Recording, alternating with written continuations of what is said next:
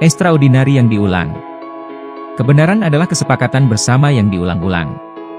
Misalnya di Indonesia, kita memilih sisi jalanan di sebelah kiri, di Amerika yang anti-Inggris ketika zaman perjuangan kemerdekaan Amerika karena ingin melawan hegemoni penjajahan Inggris, bentuk perlawanannya adalah Inggris jalan kiri, Amerika sisi lain, ambil jalan kanan.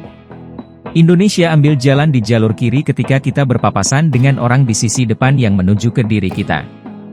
Karena itu bagi orang Indonesia mengambil sisi kiri adalah kebenaran.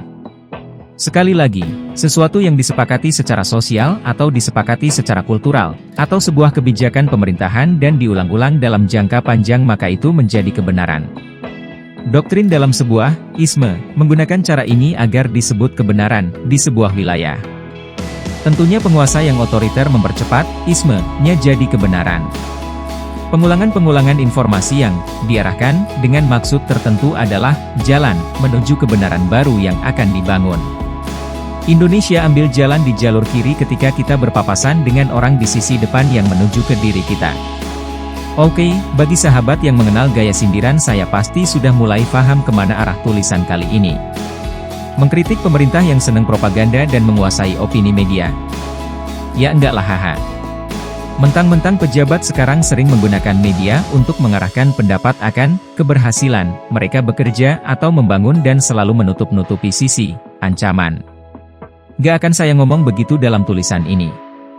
Yang saya maksudkan dalam kesepakatan yang diulang-ulang adalah bagaimana kita memiliki brand, merek dagang yang tangguh, kuat melekat serta memiliki nilai komersial yang kuat. Brand atau merek dagang Coca-Cola misalnya adalah merek terkuat di dunia saat ini. Bagaimana membangunnya? Panjang, persistensi dan memakan biaya langsung dari perusahaan dan biaya tidak langsung atau social cost yang besar sekali. Semuanya karena satu hal, dari sejak awal hingga seterusnya selalu deliver extraordinary product. Pengulangan atas kesepakatan, rasa, kemasan, citra positif, yang extraordinary itu kuncinya. Jadi brand itu apa kan? Nama. Seperti nama Asep, nama Budi, nama Iwan, nama Bambang, apakah itu brand? Asep yang memiliki 5 resto bebek goreng sudah 20 tahun yang rasanya enak dan murah itu baru brand. Budi yang menanam ratusan ribu pohon di daerah tandus di Gunung Kidul selama 20 tahun sehingga sekarang Gunung Kidul menghasilkan hutan lebat dan menghasilkan air tanah yang banyak, itu brand.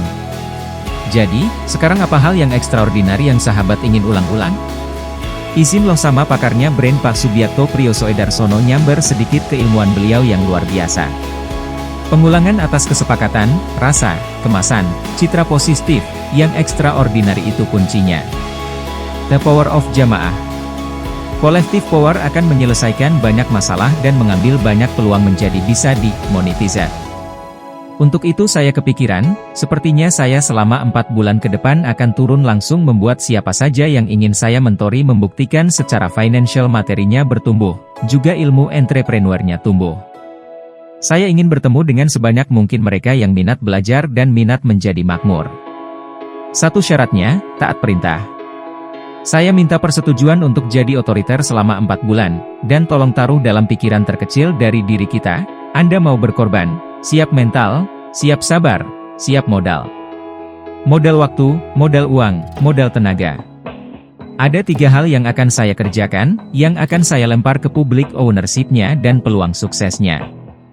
Saya ingin bertemu dengan sebanyak mungkin mereka yang minat belajar dan minat menjadi makmur.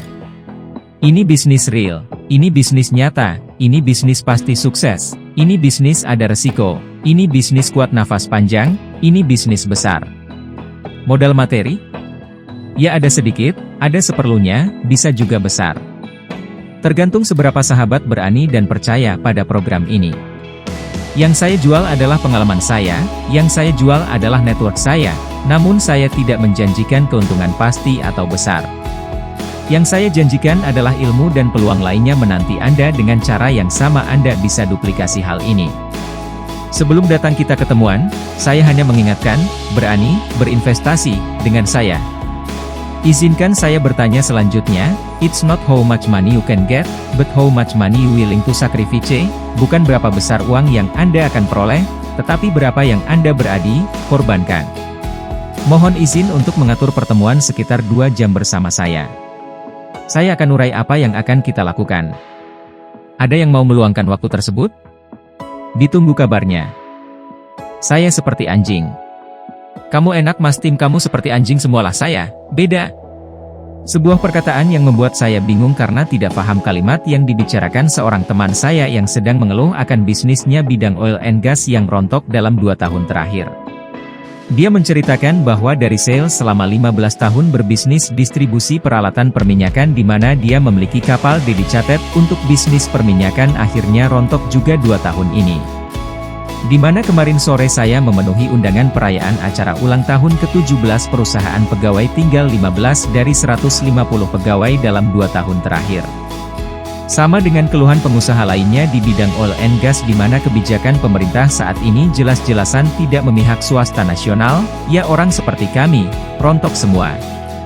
Bukan oil and gasnya yang saya mau bicarakan, pemerintahan ini memang tidak pro swasta menengah kok, gak paham pemutar roda ekonomi kelas menengah, entah itu Darmin, entah itu Mega Bintang Menkeu, apalagi Rinso sama LBP. Waduh, jauh panggang dari api buat meningkatkan ekonomi kelas menengah swasta nasional, males sudah saya ngomong. Yang saya mau bicarakan istilah tim saya seperti, anjing, ini perlu penjelasan. Sebentar mas, saya belum bisa move on dari berpikir kenapa tim saya dibilang seperti anjing? Demikian saya memerlukan penjelasan. Orang di hadapan saya ini bukan ahli manajemen, ini pengusaha kawakan oil and gas. Bidangnya tajam dan unik, cuma 3 perusahaan seperti dia di Indonesia. Jadi istilah, anjing, ini saya perlu penjelasan. Begini mas, dia berkata kepada saya. Tim saya, banyak saya ambil dari kampung halaman saya di Ngayogyakarta Hadiningrat. Saya sudah bergenerasi di sana. Pegawai saya semua orang Jogja. Karena saya kenal sekali tabiatnya. Saya tahu mengendalikannya, nimanagenya. Mereka seperti sapi, kebanyakan sifat orang Jogja kalau bekerja seperti sapi. Beda banget dengan tim Anda mas, dia menunjuk ke saya, seperti anjing sifatnya. Mendengar kalimat itu saya melipat alis. Opo maneh iki?